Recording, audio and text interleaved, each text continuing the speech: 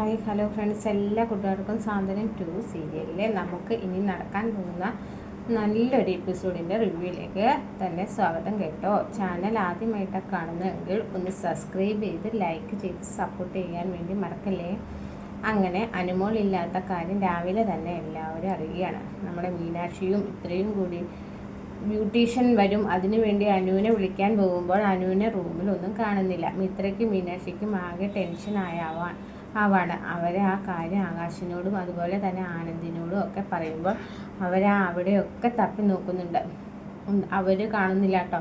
അങ്ങനെ അത് ബാലനും ഗോമതിയും ഒക്കെ അറിയാണ് ഇങ്ങനെ നമ്മുടെ അനുമോൾ മിസ്സിങ് ആണെന്ന കാര്യം അവരുടെ അറിയാണ്. അവർക്കും ആകപ്പാട് വിഷമമാണ്. അപ്പോൾ തന്നെ ബാലൻ പറയുന്നുണ്ട്, ഇതിനെല്ലാത്തിനും കാരണക്കാരൻ അവരായിരിക്കും. ആ അലോക്, അവൻ അന്നേ പറയണം എൻ്റെ മോളുടെ വിവാഹം മുടക്കുമെന്ന്.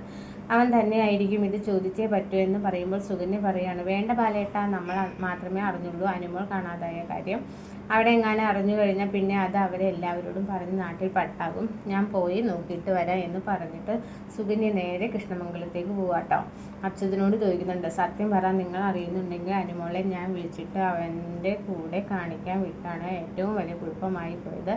ഇപ്പോൾ അവനെയും കാണുന്നില്ല, അനുമോളെയും കാണുന്നില്ല. എനിക്ക് നന്നായിട്ട് അറിയാം, അവൻ തന്നെയാണ് അനുമോളെ തട്ടിക്കൊണ്ടുപോയത്. ആ കാര്യം നിങ്ങൾക്കറിയാം, പക്ഷെ നിങ്ങളത് പറയാത്തതല്ലേ എന്നൊക്കെ സുകന്യ അവരോട് ചോദിക്കുക. ഭയങ്കര ബഹളവും കാര്യങ്ങളും ഒക്കെ ഉണ്ടാക്കുന്നുണ്ട്.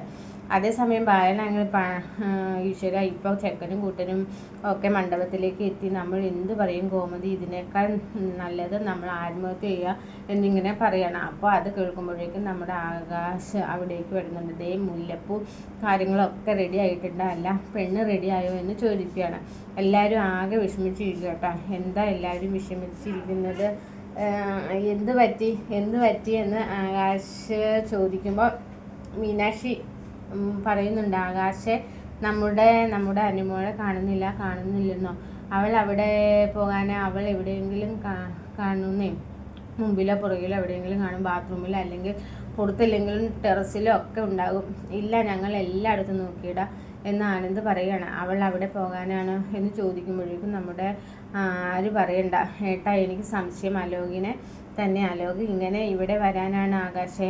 ആര്യ, നീ പറയുന്നത് കാരണം ഇന്നലെ രാത്രി ഞങ്ങളുടെ ബന്ധുക്കളും നമ്മളെല്ലാവരും ഈ വീട്ടിൽ ഉണ്ടായിരുന്നില്ലേ, എല്ലാവരുടെയും കണ്ണു വെട്ടിച്ച് അവരെങ്ങനെ ഇവിടെ വരാനാണ് എന്ന് ചോദിക്കുകയാണ്.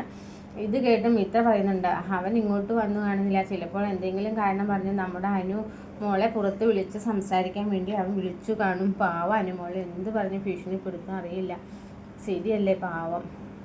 ഇതെല്ലാം സുകന്യയുടെ കളിയാണെന്ന് അറിയും. അവളാണെങ്കിൽ ഇന്നലെ എന്തോ കാര്യം പറയാനുണ്ട്, ഇടയ്ക്കിടയ്ക്ക് പറയുന്നുണ്ടായിരുന്നു, നമ്മൾ ആരും കേട്ടില്ല എന്ന് പറയുമ്പോഴേക്കും ഗോമതി പറയുന്നത്, ഇന്നലെ രാത്രി എനിക്ക് അനുമോളെ കാണാൻ ഭയങ്കര ആഗ്രഹം ഉണ്ടായിട്ടും എന്നെ പോലും ഞങ്ങളെ കണ്ടില്ല. അവൾ സുഖമായിട്ട് കിടന്ന് ഉറങ്ങട്ടെ എന്ന് വിചാരിച്ച് ഇന്നലെ അങ്ങനെ അവളുടെ റൂമിൽ പോയി നോക്കി എന്നെങ്കിൽ അപ്പോൾ തന്നെ സത്യങ്ങളൊക്കെ മനസ്സിലാക്കി അവളെ രക്ഷപ്പെടുത്താൻ സാധിച്ചനല്ലേ ബാലേട്ട എന്ന് പറയുമ്പോൾ ബാലൻ പറയുന്നുണ്ട്, ഇനി അതൊന്നും പറഞ്ഞിട്ട് ഒരു കാര്യമില്ലല്ലോ ഗോമതി, നമുക്ക് എത്രയും പെട്ടെന്ന് നമ്മുടെ മോളെ ഇവിടെ എത്തിക്കണം, എങ്കിൽ മാത്രമേ ഈ നാട്ടുകാരുടെ മുമ്പിൽ നമുക്ക് തല ഉയർത്തി പിടിച്ചു നിൽക്കാൻ പറ്റൂ. അതെ, അനുമോൾ എന്ത് പറയണമെന്ന് പറഞ്ഞാൽ അവർ കേൾക്കില്ല, അവരങ്ങോട്ടും ഇങ്ങോട്ടും ഇട്ട് പറയുക. ഇതാണ് ഏറ്റവും വലിയ പ്രശ്നം. പിള്ളേർക്ക് പറയാനുള്ളത് കേൾക്കണ്ടേ അല്ലേ കൂട്ടുകാരെ, പറ്റുള്ളൂ. ആ നല്ലൊരു ബന്ധം അവൾക്ക് കിട്ടിയിരുന്നത്, ഇനി ഇതുപോലെ ഒരു ബന്ധം അവൾക്ക് കിട്ടൂ മാത്രമല്ല അവളുടെ ജീവിതം എന്താകും.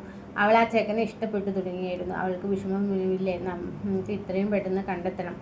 അലോക ആകാശ ആര്യം, എടാ ആനന്ദ്, നമുക്ക് ഇത്രയും പെട്ടെന്ന് പുറപ്പെടണം. അപ്പോഴേക്കും ബാലൻ ചോദിക്കുന്നുണ്ട്, ദേവി അമ്പലത്തിൽ പോയതല്ലേ, ഇത് ദേവിയുടെ കൂടെ എങ്ങാനും? അപ്പം മീനാക്ഷി കണ്ടു. ഇല്ല അച്ഛാ, ദേവിടത്തിൽ കൂടെ ഇല്ല. ദേവിടത്തിൽ ഞാൻ വിളിച്ചപ്പോൾ ദേവിടത്തിൽ അമ്പലത്തിലാണ്, ഞാൻ കാര്യമൊന്നും പറഞ്ഞില്ല.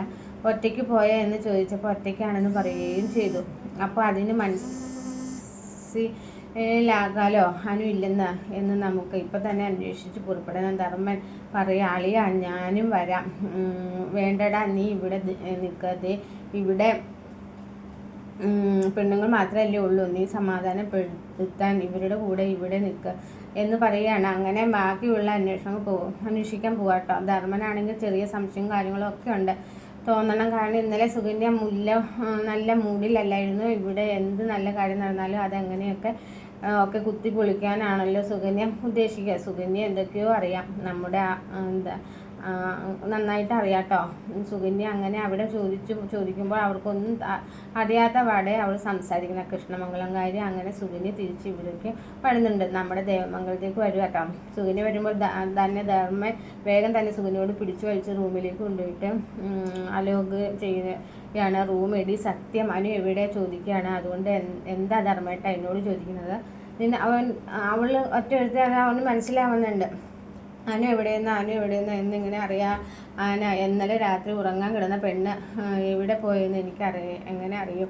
എടി നീ സത്യം പറയണേ, ഇന്നലെ നിൻ്റെ കൂടെ അവളെ ഞാൻ പലവട്ടം കണ്ടിരുന്നു.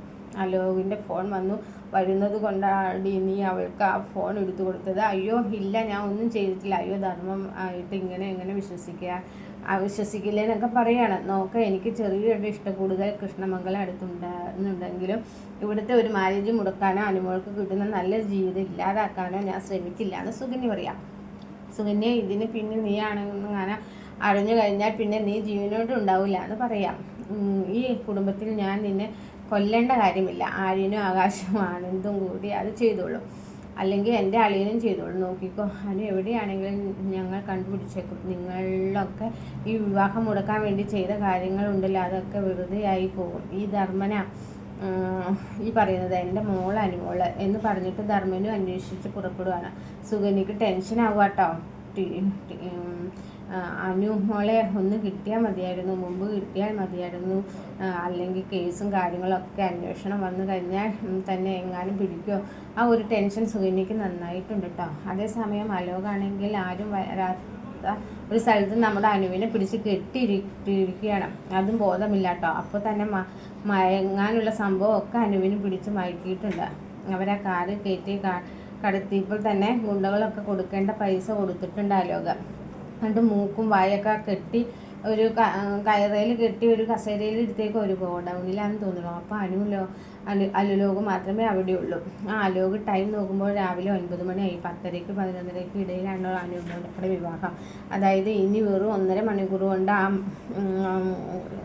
1 മണിക്കൂർ ഒരു മാജിക്ക് സംഭവിക്കില്ല എന്ന് അലോക് തീരുമാനിക്കുക. ഇവിടെ വിവാഹം മുടങ്ങും. ആ ബാലൻ നാണം കെടാൻ പോവുകയാണ്. വർഷങ്ങൾക്ക് മുമ്പ് എൻ്റെ അപ്പച്ചി എന്ന് പറഞ്ഞ ആ സ്ത്രീ ആ ബാലൻ്റെ കൂടെ ഒളിച്ചോടി പോയപ്പോൾ എൻ്റെ വീട്ടുകാരും എൻ്റെ അച്ഛനും ഒക്കെ ആ നാട്ടുകാരുടെ തമ്മിൽ എത്ര നാണം കെട്ടാ അതുപോലെ അയാളും നാണം കെടുമെന്ന് അലോക് ഇങ്ങനെ ചിന്തിക്കുക. തിരിച്ചടി കിട്ടും ബാല, ഇത് കർമ്മഫലം എന്ന് പറഞ്ഞ് പൊട്ടിച്ചിരിക്കുക അലോക്. ആ ചിരി കെട്ടുകൊണ്ടാണ് പതിയെ അനു എഴുന്നേൽക്കുന്നുണ്ട്. ഞാൻ എവിടെയാ തന്നെയാണോ? ഞാൻ വീട്ടിലെത്തിയില്ലേ? നീ എങ്ങനെ വീട്ടിലെത്താനാ? ഇന്നലെ കഷ്ടപ്പെട്ട എൻ്റെ അനുമോളെ നിന്നെ അല്ലേ ഞാൻ ഇവിടെ കൊണ്ടുവന്നത്. നോക്കാം, നിൻ്റെ വിവാഹം മുടങ്ങാൻ ഇനി വെറും 1 മണിക്കൂർ മാത്രമേ ഉള്ളൂ എന്ന് അലോക് പറയാം. പ്ലീസ് അലോകെ, എന്നെ വെറുതെ വിടുന്ന നീ ഒന്ന് കേൾക്കതേ, എനിക്ക് എത്രയും പെട്ടെന്ന് വീട്ടിലെത്തണം എന്നൊക്കെ പറയാണ് അനു. നീ എവിടെയാണെന്നെങ്കിൽ എന്നെ കൊണ്ട് ആക്കുക അലോകെ. ഞാൻ നീ പറയുന്നത് എത്ര രൂപ വേണമെങ്കിലും തരാം.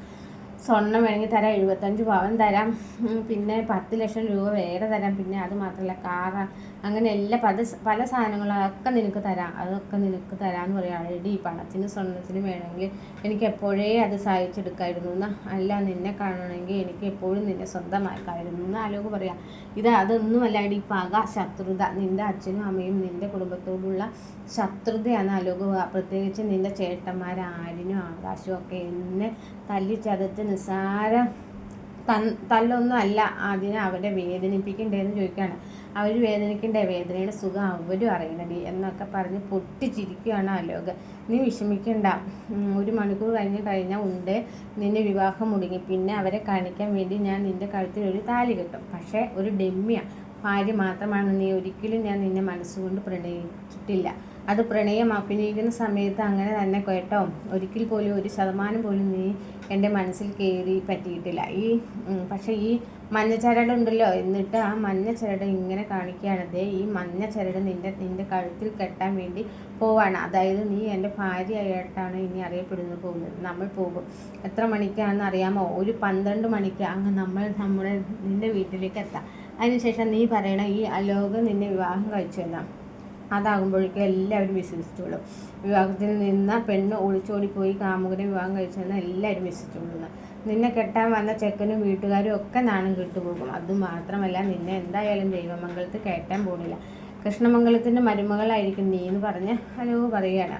പക്ഷേ കൃഷ്ണമംഗലത്തെ ദൈവമംഗലത്തും പോലെയല്ല. നീ പിന്നെ 2 കൈ നീട്ടി അവിടെ എല്ലാവരും സ്വീകരിക്കും. പിന്നെ എന്തൊക്കെ പറഞ്ഞത്, നിൻ്റെ ബന്ധുക്കളുടെ വീടാണല്ലോ, നിൻ്റെ അപ്പച്ചിയുടെ, നിൻ്റെ മുത്തശ്ശി, നിൻ്റെ മാമന്മാരും പിന്നെ നിൻ്റെയും ചിറക്കുമാരും നിന്നെയാണല്ലോ അവിടെ ഉള്ളത്. അതുകൊണ്ട് എന്ത് പഠിക്കാനാ, അപ്പുറത്ത് നിൻ്റെ സ്വന്തം വീട് എപ്പോഴും കണ്ടുകൊണ്ടിരിക്കാം ചെയ്യാം. എങ്ങനെ, നല്ല സൂപ്പർ ഐഡിയ അല്ലേ എന്ന് ആലോക് ചോദിക്കാം. എൻ്റെ അനുമോളെ നീ സഹകരിക്കണം എന്നും പറഞ്ഞ് താലി നിൻ്റെ കഴുത്തിൽ ചാട്ടാൻ പോവുകയെന്നും പറഞ്ഞ് നമ്മൾ അനുമോളിൻ്റെ താലി കെട്ടാൻ പോവുകയാണ്. ആലോക് തന്നെയാണല്ലോ ഈ തമിഴിലുള്ള ഭാവവും ഇങ്ങനെ തന്നെയാണ്. മലയാളത്തിൽ ഇങ്ങനെയാണോ എന്ന് നമുക്ക് വരും ഭാഗങ്ങളിൽ കാണാം. നമുക്ക് എന്തായാലും നാളത്തെ എപ്പിസോഡിൽ കാണാൻ വേണ്ടി പറ്റും. ആരാണ് അനുവിനെ കല്യാണം കഴിക്കണം എന്താണ് എന്നൊക്കെ നമുക്ക് വരും ഭാഗങ്ങളിൽ കാണാൻ പറ്റും. ആലോക് എന്താണെങ്കിലും കല്യാണം കഴിക്കില്ല എന്നുള്ള ഉറപ്പാണ്. മലയാളത്തിൽ അങ്ങനെ ആയിരിക്കില്ല, തമിഴിൽ ആലോകാണ് കല്യാണം കഴിക്കുന്നത്. നമുക്ക് എന്തായാലും നാളത്തെ എപ്പിസോഡിൽ കാണാൻ വീണ്ടും പറ്റും. വീഡിയോ ഇഷ്ടപ്പെട്ടാൽ ലൈക്ക് ചെയ്യുക, സബ്സ്ക്രൈബ് ചെയ്യുക, കമൻറ്റ് ചെയ്യുക. മറ്റൊരു വീഡിയോയുമായിട്ട് വീണ്ടും കാണാം ഫ്രണ്ട്സ്. എല്ലാവർക്കും bye bye, take care, thank you.